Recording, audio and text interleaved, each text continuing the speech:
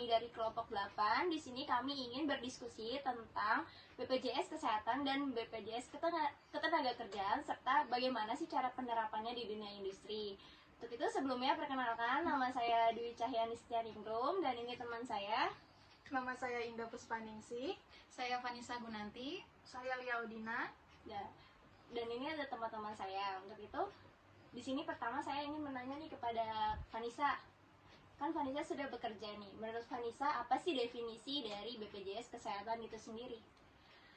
Menurut saya, BPJS Kesehatan itu adalah badan hukum publik yang dibentuk untuk menyelenggarakan program jaminan kesehatan sebagaimana yang dimaksud dalam Undang-Undang Nomor 24 Tahun 2011 tentang Badan Penyelenggara Jaminan Sosial.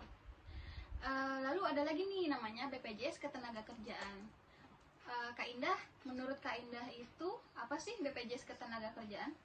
Menurut saya, BPJS Ketenagakerjaan adalah perlindungan yang bersifat sosial kepada masyarakat, meliputi jaminan hari tua, kematian, kecelakaan kerja, pemutusan hubungan kerja, pensiun, dan lainnya. Nah, sekarang menurut Kak Dwi nih, apa sih penerapan kesehatan di dunia industri? Penerapan kesehatan di dunia industri itu adalah dengan memberikan APD atau alat pelindung diri untuk pekerja seperti sepatu safety, sarung tangan, kacamata, masker, dan peralatan keselamatan lainnya yang diperlukan. Menjelaskan aturan selama bekerja sehingga pekerja bisa melaksanakan kewajibannya dengan penuh tanggung jawab. Selanjutnya, kita akan bahas nih tentang K3LH.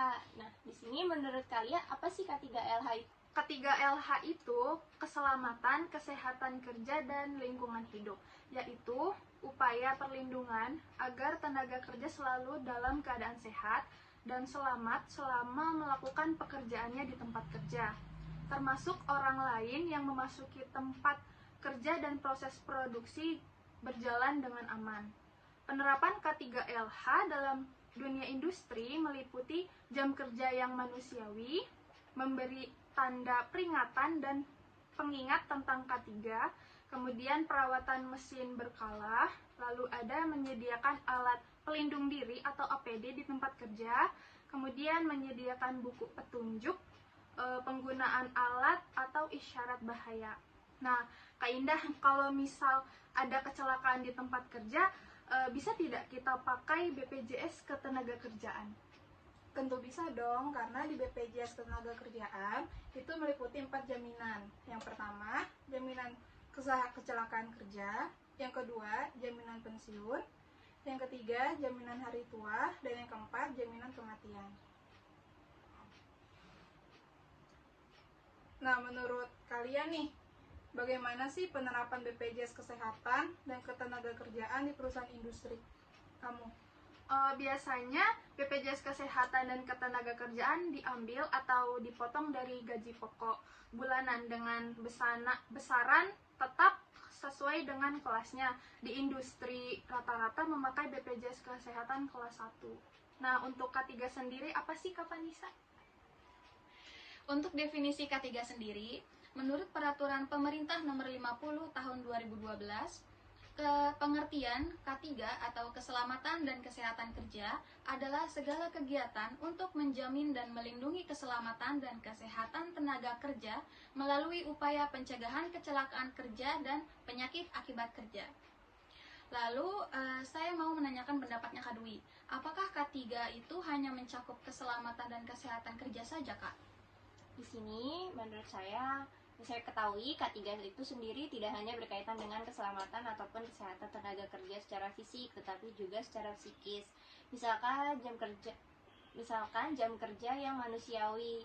Penerapan K3 yang satu ini mungkin terdengar sepele, tetapi nyatanya sangat berpengaruh terhadap kondisi pekerja. Jam kerja yang manusiawi dapat meminimalkan resiko terjadinya kecelakaan kerja akibat kelelahan dan membantu menjaga kesehatan psikis pekerja.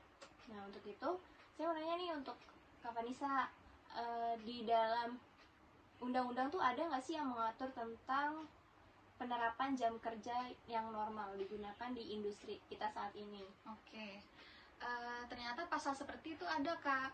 Ada dibahas di pasal 77 ayat 2 Undang-Undang Nomor 13 Tahun 2003 yang mengatur mengenai waktu kerja normal, yang mana ada dua pola waktu kerja normal, yaitu yang pertama 7 jam per hari dan 40 jam per minggu.